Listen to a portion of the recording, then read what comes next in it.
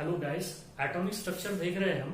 Atomic structure के previous lecture में हमने देखा था कि व्हाट इज वेव्स, वेव्स क्या होती है, वेव्स की कैरेक्टरिस्टिक प्रॉपर्टीज क्या होती है, कितने टाइप्स की वेव्स होती है।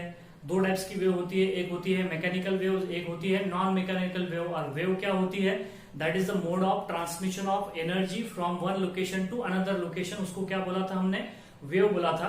तो हमने बोला है कि यहाँ पे मैकेनिकल वेव और नॉन मैकेनिकल वेव, जिसको मीडियम की जरूरत होगी टू प्रोपैगेट उसे बोलोगे आप मैकेनिकल वेव, और जिसको मीडियम की जरूरत नहीं होगी to propagate which is called as the non mechanical waves. जैसे कि अल्ट्रावायलेट रेडिएशंस है, IR है, एक्सरेज है, गामा रेज है, सारे क्या रहेंगे? That is a non mechanical waves. Sound waves हो गया, ripples in water, ripple produce in water, this are the which waves? That is the mechanical waves रहेगी। उसके बाद में हमने कैरेक्टरिस्टिक्स ऑफ वेव्स भी देखा है, क्या होती है वेवलेंथ, क्या होती है, नेक्स्ट फ्रीक्वेंसी क्या होती है, नेक्स्ट हमने देखा था कि वेव नंबर क्या होता है, एम्पलीट्यूड्स क्या होता है। ये सारी बातें हम प्रीवियस लेक्चर में डिस्कस कर चुके हैं। अब यहाँ पे देखिए इलेक्ट्रोमैग्नेटिक वेव्स भी हमने देखा है, इलेक्ट्रोमैग्नेटिक रेडिएशन भी स्टडी किया है हमने। इलेक्ट्रोमैग्नेटिक रेडिएशन कैसे प्रोड्यूस होते हैं? जब एक आधा चार्ज पार्टिकल ऑसिलेट होता है तो प्रोड्यूस करता है alternatively, that is the electric and the magnetic field, and this electric and magnetic field transmit in the form of waves which is called as the, क्या बोलोगे आप उसे? इलेक्ट्रोमैग्नेटिक वेव बोलोगे या इलेक्ट्रोमैग्नेटिक रेडिएशंस बोलोगे। ये हमने देखा था। नेक्स्ट ये बोला था कि जब जिस डायरेक्शन में वेव्स जारी है, this are the direction of energy. और यहाँ पे इलेक्ट्रोमैग्नेटिक रेडिएशन में या इलेक्ट्रोमैग्नेटिक वेव में जो थ्री कंपोनेंट है, जैसे कि मैग्नेटिक फील्ड हो गया, इलेक्ट्रिक फील्ड हो गया, या फिर and the direction of propagation of light या direction of propagation of this waves are perpendicular to each other. अब यहाँ पे देखिए कि स्पेक्ट्रम क्या होता है। इलेक्ट्रोमैग्नेटिक स्पेक्ट्रम देखने से पहले हमको देखना पड़ेगा कि what is mean by spectrum. Spectrum हम किसे कहेंगे? तो सुनिए यहाँ पे कि spectrum is the arrangement of anything in decreasing order और इन द इंक्रीजिंग ऑर्डर, उसे बोला जाता है दैट इज द स्पेक्ट्रम। जैसे कि फॉर एग्जांपल आपने कोई मूवी में वगैरह देखा होगा कि जैसे ही कोई टेररिस्ट से कोई हथियार वगैरह बरामद किए जाते हैं, जैसे कि पुलिस या फिर जो आर्मी वाले हैं, हथियार अगर उनके कलेक्ट कर लेते हैं तो वो उसको एक टेबल पे क्या करते हैं? सजा के रखते हैं। तो पहले क्या करते हैं? बड़ी बंदूक, उसके बाद में छोटी बंदूक, उसके बाद में और छोटी बंदूक, उसके बाद में जैसे कि वो जो बुलेट्स भी है, बुलेट्स को भी कैसे सजा के रखते हैं? ऐसे थोड़ी रख देते हैं, इधर उधर बिखरा के नहीं रखते, उसे अच्छे तरीके से सजा के रखते हैं टेबल पे। तो पहले छोटी गोली, बाद में उससे बड़ी गोली, फिर उससे बाद में बड़ी गोली, फिर इस तरीके से अरेंज किया जाता है उनको डिक्रीजिंग ऑर्डर या फिर इंक्रीजिंग ऑर्डर। उसी को क्या बोला जाता है? स्पेक्ट्रम बोला जाता है। तो हम यहाँ पे डिस्कस करने वाले हैं कि what is mean by electromagnetic spectrum. तो इलेक्ट्रोमैग्नेटिक स्पेक्ट्रम में हम क्या अरेंज करने वाले हैं? हम यहाँ पे बंदूक या बुलेट थोड़ी ना अरेंज करने वाले हैं, यहाँ पे रेडिएशंस को अरेंज करने वाले हैं हम। कौन से रेडिएशंस को? इलेक्ट्रोमैग्नेटिक रेडिएशंस पे। किसके बिहाफ पे? उनके साइज के बिहाफ पे नहीं, उसकी फ्रीक्वेंसी या इसकी वेवलेंथ की बिहाफ पे हम उसको क्या करने वाले हैं? अरेंज करने वाले हैं। तो जो अरेंजमेंट होगी, किसकी अरेंजमेंट होगी? Arrangement of electromagnetic radiation in the with the decreasing order or the increasing order of frequency or decreasing order of the wavelength which is called as the, क्या बोलोगे आप उसे? Electromagnetic spectrum. Electromagnetic spectrum. तो आपको बातें समझ में आ गई होगी कि इलेक्ट्रोमैग्नेटिक स्पेक्ट्रम क्या होता है। This are the arrangement of electromagnetic radiation according to their increasing order of wavelength या decreasing order of their frequency. क्योंकि हमने डिस्कस किया है कि that is frequency is inversely proportional to the wavelength. जिसकी जितनी ज्यादा वेवलेंथ होगी उतनी कम उसकी क्या होगी? फ्रीक्वेंसी होगी, और उतनी कम क्या होगी? उसकी एनर्जी, क्योंकि energy is directly proportional to the frequency. आज के लेक्चर में डिस्कस करने वाले हैं कि energy is directly proportional to the frequency. Planck quantum theory में हम देखेंगे इसे, लेकिन इससे पहले भी मैं आपको बता चुका हूं कि जितनी ज्यादा फ्रीक्वेंसी होगी उतनी कम क्या होगी? एनर्जी होगी। उतनी कम क्या होगी? उसकी वेवलेंथ होगी। तो अब यहाँ पे देखते हैं हम इलेक्ट्रोमैग्नेटिक स्पेक्ट्रम। तो आपके यहाँ पे देखिए बोर्ड पे लिखा है, डायग्राम बनाई हुई है, that is the electromagnetic spectrum. तो यहाँ पे क्या है, हमने जो है देखिए ऊपर जो है 10 to the power 24, 10 to the power 20, 22 से लेकर 10 टू द पावर 0 तक के यहाँ पे क्या लिया है? न्यू लिया है। क्या लिया है? न्यू। और इनको क्या बोलोगे आप? फ्रीक्वेंसी। तो देखिए यहाँ पे इधर से हम जैसा इस डायरेक्शन में जा रहे हैं, इस डायरेक्शन में हम जैसा मूव कर रहे हैं, तो वैसी वैसी फ्रीक्वेंसी क्या हो रही है? बढ़ रही है। फ्रीक्वेंसी बढ़ रही है, इसका मतलब क्या हो रहा है? एनर्जी भी बढ़ रही है। फ्रीक्वेंसी बढ़ेगी तो क्या बढ़ेगी? एनर्जी भी बढ़ेगी। और इस डायरेक्शन में आप देख लीजिए, इस डायरेक्शन में वेवलेंथ क्या हो रही है? बढ़ रही है। उसके अपोजिट डायरेक्शन में, यहाँ पे देखिए इसके अपोजिट डायरेक्शन है, तो अपोजिट डायरेक्शन में वेवलेंथ क्या हो रही है, इस तरीके से वेवलेंथ बढ़ रही है, क्योंकि हमको पता है यहाँ पे कि that is the nu is the frequency is inversely proportional to the lambda and lambda is the wavelength. Wavelength अगर यहाँ पे देखिए वेवलेंथ अगर बढ़ेगी तो फ्रीक्वेंसी क्या होगी, यहाँ पे घटेगी।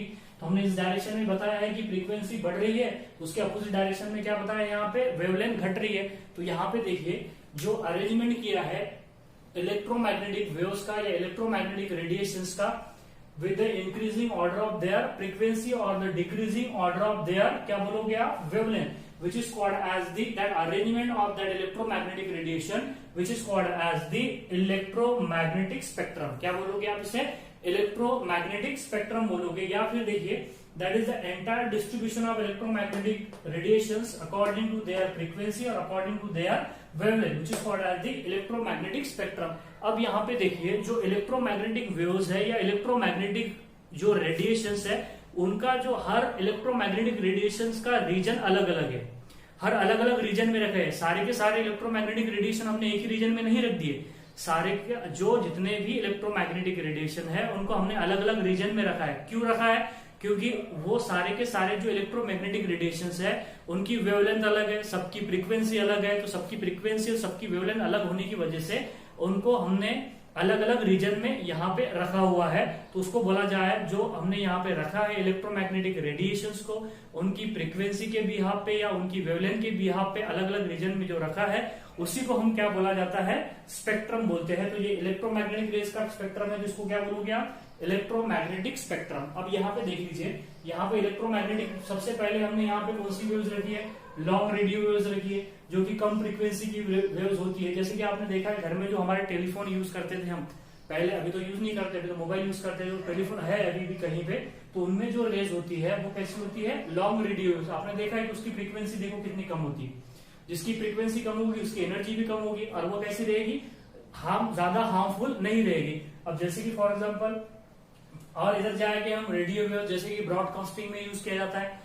ब्रॉडकास्टिंग में यूज किया जाता है कि एफएम रेडियो वगैरह आपने सुना होगा, तो उसमें कौन सी वेव्स होती है, रेडियो वेव होती है। अबाउट फ्रीक्वेंसी कितनी होती है उसकी, that is 10 to the power 6 hertz तक की उसकी क्या हो जाती है, फ्रीक्वेंसी हो जाती है। माइक्रोवेव रडार में यूज की जाती है, रडार में, या फिर आपने देखा होगा खाना गर्म रखते हैं आप उससे क्या कहते हैं, ओवन कहते हो, माइक्रो ओवन, तो उसमें कौन सी वेव्स होती है, माइक्रोवेव्स होती है। कौन सी वेव्स होती है, माइक्रोवेव। उसी तरीके से दैट इज इंफ्रारेड होती है, क्या होती है, infrared, that is the infrared, ये हीटिंग के लिए रिस्पॉन्सिबल है, infrared. Infrared radiation is responsible for the हीटिंग्स।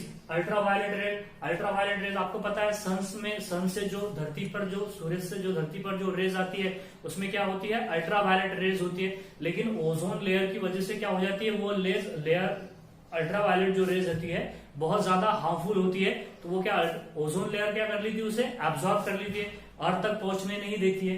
तो उसके बाद में आती है एक्स रेज, देखिए कितनी फ्रीक्वेंसी है, अबाउट 10 टू द पावर 18, मतलब बहुत ज्यादा हार्मफुल होती है। आप ज्यादा देर तक के बॉडी को एक्स रेज में एक्सपोजर नहीं कर सकते हम, क्योंकि that's damage the tissues, body के जो ऑर्गन्स है, बॉडी ऑर्गन या टिश्यू को क्या कर सकती है, वो डैमेज कर सकती है। फिर बाद में आती है गामा रेज, तो these are the highly dangerous rays. इसके आगे और रेज होती है कॉस्मिक रेज, क्या होती है, कॉस्मिक रेज, जिनकी फ्रीक्वेंसी बहुत ज्यादा होती है और वेवलेंथ क्या होती है, बहुत छोटी वेवलेंथ होती है। उनकी फ्रीक्वेंसी ज्यादा होने की इतनी ज्यादा हार्मफुल हो जाती है कि क्या धजिया उड़ा देती है, that is the cosmic rays. तो देखिए आप यहाँ पे एनर्जी जैसे जैसी बढ़ेगी वैसी वैसी उनकी जो हार्मनेस जो है वो, मतलब डेंजरस जो नेस है वो क्या हो जाएगी, बढ़ती चली जाएगी। तो देखिए इतने ज्यादा हार्मफुल होते हैं, गामा रेज हो गया, एक्स रेज हो गया, अल्ट्रावायलेट रेज हो गया। तो यहाँ पे ध्यान में रखिए, एनसीईआरटी में दिया है कि ultraviolet rays that is ultraviolet rays is a constitute of that is coming from the sun, that is infrared rays is responsible for heating, radio microwave used for in radar में use किया जाता है, radio wave in FM broadcasting में use किया जाता है, long radio wave जैसे कि जो टेलीफोन लैंडलाइन वगैरह होते थे उसमें इस्तेमाल की जाती है लॉन्ग रेडियो वेव्स। मतलब मोबाइल की जो वेव्स होती है वो माइक्रोवेव और रेडियो वेव्स के बीच में ही आती है। मतलब देखिए उसकी इंटेंसिटी क्या होती है, थोड़ी सी ज्यादा होती है, मतलब एनर्जी क्या हो जाएगी उसकी ज्यादा हो जाएगी, क्योंकि फ्रीक्वेंसी क्या है उसकी ज्यादा है। तो ये जो वेव्स है, जो लॉन्ग रेडियो वेव्स है या रेडियो वेव्स है, ये कम हार्मफुल होती है than that of the X rays और गामा रेज, अल्ट्रावायलेट रेज। क्योंकि इनकी वेवलेंथ क्या होती है, बहुत ज्यादा होती है। मतलब अगर रेडियो वेव्स या लॉन्ग रेडियो वेव्स अगर ले लिया हमने, तो उसका क्रिस्ट अगर यहाँ पे बनेगा, यहाँ पे क्रिस्ट बनेगा, तो दूसरा टर्म अबाउट 4 से 5 किलोमीटर के बाद बनेगा। इतनी ज्यादा वेवलेंथ होती है। समझ में आ रही है बातें आपको? तो इसे बोला जाता है that is the electromagnetic spectrum, that is the arrangement of the electromagnetic rays according to their frequency or wavelength which is called as the electromagnetic rays। अब यहाँ पे देखिए 10 to the power 15 हर्ट्ज या सीपीएस बोलोगे आप, cycle पर second के बीच में एक रेज आते हैं या रेडिएशंस आते हैं, उसे बोला जाता है that is the visible radiations. क्या बोला जाता है उसे? Visible radiation. मतलब आप उसे ही उसी लाइट को क्या कर सकते हो, आप देख सकते हो। मतलब देख लीजिए यहाँ पे अगर मैं बोलूंगा अबाउट कितना है, यहाँ पे बताइए, that is 10 to the power 16 और 10 to the power 14 के बीच में। मतलब हम बोल सकते हैं यहाँ पे 10 to the power 15, जो 10 to the power 15 की जो रेडिएशंस है उसे बोला जाता है विजिबल रेडिएशंस। कौन सी रेडिएशन बोला जाता है उसे? Visible radiation. मतलब समझिएगा कि विजिबल रेडिएशन को ही हम, ये कौन से कितने कलर की रेडिएशन होगी, 7 कलर ऑफ लाइट होगी, तो इसी को हम क्या कर सकते हैं, विजिबल कर सकते हैं। उससे कम रेंज की हम देख नहीं पाते और उससे ज्यादा रेंज की भी हम देख नहीं पाते। तो आपको बातें समझ में आ रही? सिर्फ हम विजिबल रेडिएशन को ही देख सकते हैं, जिसकी रेंज रहेगी 10 to the power 15। उससे कम की रेडिएशन को हम नहीं देख पाएंगे और उससे ज्यादा की रेडिएशन को भी हम नहीं देख पाएंगे, क्योंकि हमारे जो मतलब एक्चुअली क्या होता है, कोई भी चीज अगर कोई भी कलर हमको दिखता है, अगर आप ये बोर्ड दिख रहा है आपको कि व्हाइट है, तो इसका क्या मतलब है कि ये जितनी भी रेडिएशन आ रही है, जितनी भी लाइट से जो रेडिएशन आ रही है, सारी की सारी रेडिएशन क्या कर रहा है, रिफ्लेक्ट कर रहा है, इसलिए हमको व्हाइट दिखाई दे रहा है। अगर कोई बॉडी, अगर मैं बोलूंगा आपको कि ये अगर मान लीजिए कि अगर ये ग्रीन बॉडी है, तो ये ग्रीन बॉडी क्या करेगी, सारे रेडिएशंस को एब्जॉर्ब करेगी, सिर्फ किसको, ग्रीन को इमिट करेगी। तो हमारे आई के ऊपर उसकी इमेज बन जाएगी कैसी, ग्रीन। तो हमको बॉडी कैसी दिखाई देगी, ग्रीन दिखाई देगी। तो उसी तरीके से ये जो इतनी जो फ्रीक्वेंसी की लाइट है वो हमारे आई पर मतलब क्या हो जाती है, मतलब एब्जॉर्ब नहीं होती है पर्टिकुलरली, इसलिए हमें दिखाई नहीं देगी और ये भी हमको रेस नहीं दिखाई देगी। तो यहाँ पे देखिए 10 to the power 15 की जो बीच में की जो रेडिएशन रहेगी उसे क्या बोलोगे आप, विजिबल रेडिएशन। और उसकी वजह से जो स्पेक्ट्रम बनेगा, जैसे कि रेनबो बनता है, तो that is which is called as the visible spectrum. 7 colour of lights होता है रेनबो में, तो क्या हो जाएगा, विजिबल स्पेक्ट्रम होगा। तो विजिबल स्पेक्ट्रम में देखिए कौन कौन से कलर होते हैं, एक होता है दैट इज वायलेट, देन होता है इंडिगो, देन होता है ब्लू, देन होता है green, then yellow and then orange, and last में होता है which is called as the red. VIBGYOR बोलते हैं आप जिसे, विबगॉर बोला जाता है, जिसकी यहाँ पे देखिए ये कहां से स्टार्ट होता है। अब मैंने यहाँ पे जो वेवलेंथ लिखी थी, ये किसमें लिखी थी, यहाँ पे मीटर में, और फ्रीक्वेंसी किसमें लिखी थी, यहाँ पे हर्ट्ज में। तो हमने यहाँ पे देखिए 10 to the power 15 ये जो है ये मीटर, 10 to the power 15 जो बोला है हमने, क्या बोला है यहाँ पे, फ्रीक्वेंसी बोला, जो कि हर्ट्ज में। और यहाँ पे देखिए 10 to the power -8 से 10 to the power -6 के बीच में जो रहेगी, क्या रहेगी, वेवलेंथ रहेगी। मतलब समझिएगा, मतलब विजिबल स्पेक्ट्रम की जो रेंज है, विजिबल, कई बार ये भी पूछा जाता है कि विजिबल स्पेक्ट्रम की रेंज कहां से कहां तक होती है, तो ध्यान में रखिएगा दैट इज 400 नैनोमीटर से लेकर 750 नैनोमीटर के बीच में वेवलेंथ होती है। विजिबल स्पेक्ट्रम की जो वेवलेंथ की जो रेंज है वो कहां से होती है, 400 to 750 नैनोमीटर, या फिर ध्यान में रखिएगा एंगस्ट्रॉम भी बोल सकते हो आप, जिसे क्या बोलोगे आप, कहां से, 4000 एंगस्ट्रॉम यूनिट से लेकर 7000 एंगस्ट्रॉम यूनिट तक, या फिर 7800। कई बुक्स में 7800 दिया है, 7500 दिया है, कुछ बुक्स में 7000 भी दिया है। तो आप यहाँ पे ध्यान में रख सकते हो कि देखिए यहाँ पे कि 4000 एंगस्ट्रॉम यूनिट से 7500 एंगस्ट्रॉम यूनिट के बीच में जो रेडिएशन की जो वेवलेंथ रहेगी वो कौन सा रेडिएशन रहेगा, विजिबल रेडिएशन रहेगा। उसे कौन सा स्पेक्ट्रम बोलोगे आप, विजिबल स्पेक्ट्रम बोलोगे। देखो ये बताना जरूरी था यहाँ पे, क्योंकि हमको इलेक्ट्रोमैग्नेटिक रेज, आपको कई बार यहाँ पे फ्रीक्वेंसी भी पूछ ली जाती है कि कौन से रेज की कितनी फ्रीक्वेंसी के बीच में होता है। जनरली विजिबल रेज की ये पूछा गया है कि विजिबल स्पेक्ट्रम में विजिबल रेडिएशंस की फ्रीक्वेंसी वेवलेंथ की रेंज कहां से कहां तक होती है, तो दैट इज 400 to 750 नैनोमीटर या 4000 angstrom unit to 7000 angstrom unit. और उसमें कलर होते हैं वायलेट, इंडिगो, ब्लू, ग्रीन और yellow, orange and the red. यही कलर की लाइट हमको क्या दिखाई देती है, क्योंकि यही कलर की लाइट की क्या बनती है, रेटिना पे इमेज बनती है। ठीक है, तो ये हो जाएगा विजुअल स्पेक्ट्रम, और ये पूरा का पूरा जो रहेगा इसको क्या बोलोगे आप, that is the electromagnetic spectrum. Electromagnetic spectrum जिसमें इलेक्ट्रोमैग्नेटिक रेज जो है वो अरेंज किए हैं in the decreasing order of frequency और increasing order of wavelength which is called as the electromagnetic radiation. NCERT आप ढंग से पढ़ोगे तो आपको दिखेगा, उसमें लाइन टू लाइन लिखा हुआ है कि रेडियो वेव्स जो है ब्रॉडकास्टिंग के लिए यूज की जाती है, माइक्रोवेव रडार के लिए इसकी जाती है इंफ्रारेड, जैसे कि हीटिंग के लिए आपने देखा है ना वो जो इंड्यूसेंट लैंप बल्ब आते हैं, पहले जो बल्ब आते थे जो CFL से पहले, ये कुछ इस तरीके से जो बल्ब होते थे, देखिए यहाँ पे देखा होगा आपने, अभी भी मिलते हैं वो बल्ब।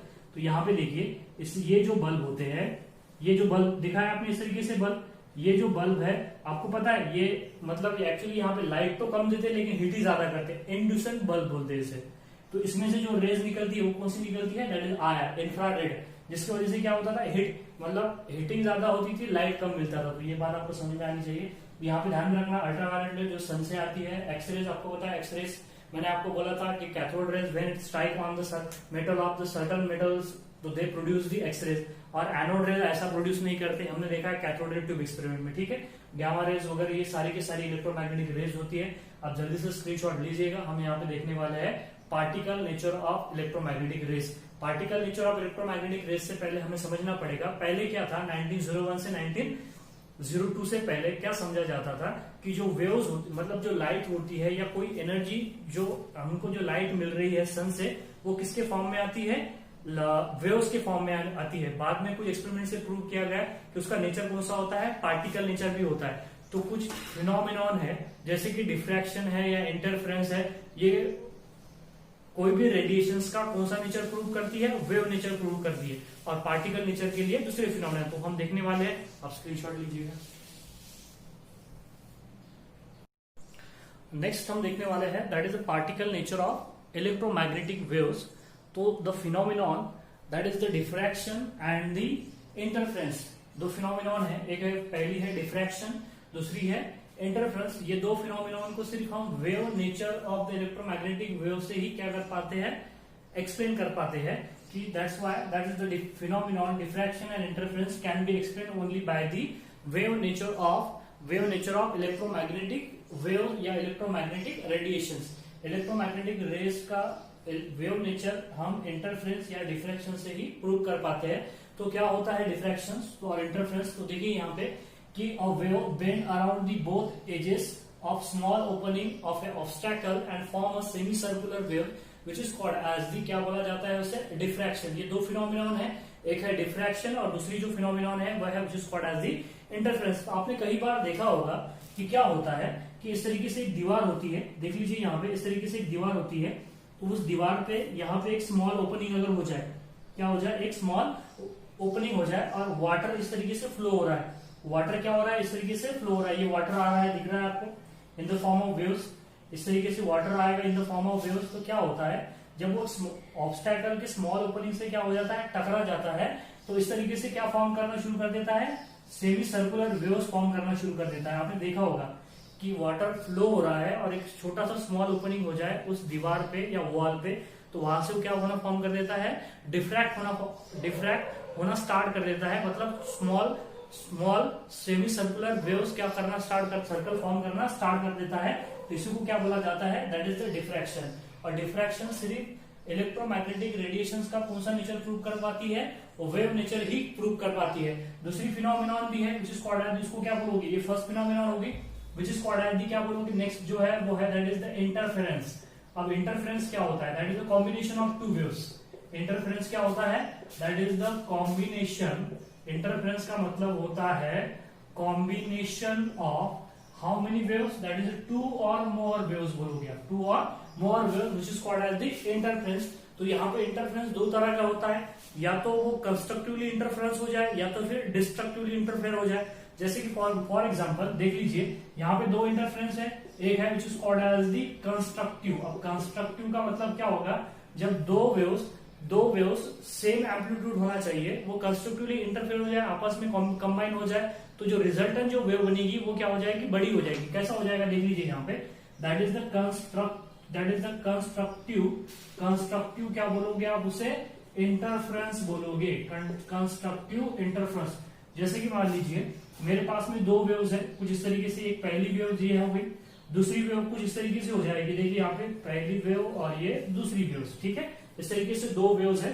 तो यहाँ पे ये दो पहली वेव्स है दूसरी वेव्स है, ये कंस्ट्रक्टिवली क्या हो रही है, इंटरफेयर कर रही है, कंस्ट्रक्टिवली क्या हो रही है, इंटरफेयर। देख लीजिए इसके ट्रफ पे ट्रफ आ रहा है और क्रिस्ट पे क्रिस्ट आ रहा है, क्रिस्ट पे क्रिस्ट आ जाए, ट्रफ पे ट्रफ आ जाए, पॉजिटिव पे पॉजिटिव, निगेटिव पे निगेटिव, तो जो इसकी रिजल्टेंट वेव्स होगी इनके दोनों का कॉम्बिनेशन होगा, मतलब यहाँ पे एडिशन हो जाएगा, तो रिजल्टेंट जो वेव बनेगी ये दोनों से क्या बनेगी, थोड़ी बड़ी बनेगी इस तरीके से। तो इसे बोला जाएगा that is the which interference, constructive interference. दो वेव्स यहाँ पे देख लीजिए, ये पॉजिटिव पे पॉजिटिव, नेगेटिव पे नेगेटिव जब आ जाएगा तो ये जो है वेव्स कंस्ट्रक्टिवली इंटरफेयर कर जाएगी, और जो रिजल्टेंट वेव बनेगी वो क्या हो जाएगी, बड़ी हो जाएगी थोड़ी, ठीक है। नेक्स्ट जो आता है वो आता है which is called as the destructive interference. क्या आता है, डिस्ट्रक्टिव इंटरफेरेंस। देख लीजिए यहाँ पे नेक्स्ट है which is called as destructive. Destructive नाम से पता चल रहा है खत्म होना, क्या होना, खत्म होना, तो उसको क्या बोलोगे, डिस्ट्रक्टिव इंटरफेरेंस। मान लीजिए मेरे पास में एक वेव्स है, इस तरीके से कुछ इस तरीके से आ रही है वेव्स, यहाँ पे देख लीजिए इसका क्रिस ट्रफ, और उसके बाद में दूसरी जो वेव्स है इसके क्रिस पे इसका क्या आना चाहिए, ट्रफ आना चाहिए, इसके क्रिस पे इसका क्या आना चाहिए, ट्रफ आना चाहिए, इस तरीके से, कुछ इस तरीके से। देख लीजिए यहाँ पे ये कुछ इस तरीके से यहाँ पे अपोजिट डायरेक्शन में हो रहा है, अपोजिट डायरेक्शन में इसके क्रिस पे इसका ट्रफ आ रहा है, ट्रफ पे इसका क्रिस्ट आ रहा है, और कुछ इस तरीके से ये वेव्स बन रही है, यहाँ पे देख लीजिए, ठीक है। मतलब इसके पॉजिटिव पे इसका नेगेटिव आ रहा है, पॉजिटिव पे इसका नेगेटिव आ रहा है, नेगेटिव पे पॉजिटिव आ रहा है, तो ये जो वेव्स है ये क्या हो जाएगी, यहाँ पे कैंसिल हो जाएगी, ये क्या हो जाएगी, यहाँ पे कैंसिल हो जाएगी। मतलब इसकी रिजल्टेंट वेव कैसी रहेगी, ऐसी रहेगी। बस शर्त ये है कि इनका दोनों का एम्पलीट्यूड क्या होना चाहिए, सेम होना चाहिए। पॉजिटिव में जितनी हाइट होगी नेगेटिव में उतनी ही क्या चाहिए, डेप्थ चाहिए, ठीक है। तो दोनों वेव एक में को क्या कर देगी, कैंसिल कर देगी, तो इसका रिजल्टेंट जो रहेगा वो क्या रहेगा, 0 रहेगा। तो आपको बात समझ में आ गई होगी कि दो जो वेव्स है जब वो कंस्ट्रक्टिवली इंटरफेरेंस कर जाएगी तो रिजल्टेंट वेव क्या हो जाएगी, बड़ी हो जाएगी, उसका एम्पलीट्यूड बढ़ जाएगा। और जो डिस्ट्रक्टिवली अगर इंटरफेरेंस कर जाए, एम्पलीट्यूड सेम एम्पलीट्यूड अगर होगा तो उसका रिजल्टेंट क्या हो जाएगा, 0 हो जाएगा, मतलब वो क्या हो जाएगी, कैंसल आउट हो जाएगी। तो उसे बोला जाता है कौन सा interference, that is the destructive interference, और ये हो जाएगा that is the constructive interference. तो यहाँ पे इंटरफेरेंस और डिफ्रैक्शन, ये बात समझ में आ गई आपको, इसे बोला जाता है डिफ्रैक्शन, और इसे क्या बोला जाता है, that is the combination of two waves which is called as the interference। तो इंटरफेरेंस और दी डिफ्रैक्शन, ये जो फिनोमिनॉन है ये सिर्फ वेव नेचर ही प्रूव कर पाती है, किसका, इलेक्ट्रोमैग्नेटिक रेडिएशंस का, पार्टिकल नेचर को प्रूव नहीं कर पाती है। पार्टिकल नेचर को प्रूव करने से पहले हमें क्या देखना पड़ेगा, यहाँ पे एक थ्योरी है, that theory which is called as, जिसे बोला जाता है प्लान क्वांटम थ्योरी या क्लासिकल थ्योरी, या फिर क्या बोलते हैं उसे, क्लासिकल थ्योरी, या फिर वेव थ्योरी ऑफ लाइट बोलते हैं, या फिर उसे क्लासिकल फिजिक्स भी बोला जाता है। ये सारी थ्योरी हम प्लान क्वांटम थ्योरी देखेंगे। प्लान क्वांटम थ्योरी के बाद में कुछ न्यूमेरिकल्स उस पर कराने वाले हैं। बाद में जो क्लासिकल फिजिक्स है वो कुछ क्लासिकल फिजिक्स है, जैसे क्लासिकल फिजिक्स जो है या प्लान क्वांटम थ्योरी है वो कुछ फिनोमिनॉन को एक्सप्लेन करने में क्या रही, पूरी तरीके से फेल रही। जैसे कि हॉट बॉडी से रेडिएशंस निकलते हैं, that is a black body radiation जिसे बोला जाता है। हाइड्रोजन का स्पेक्ट्रम, फोटो इलेक्ट्रिक इफेक्ट, इनको ये सारी बातों को एक्सप्लेन करने में क्या होगी, फेल होगी।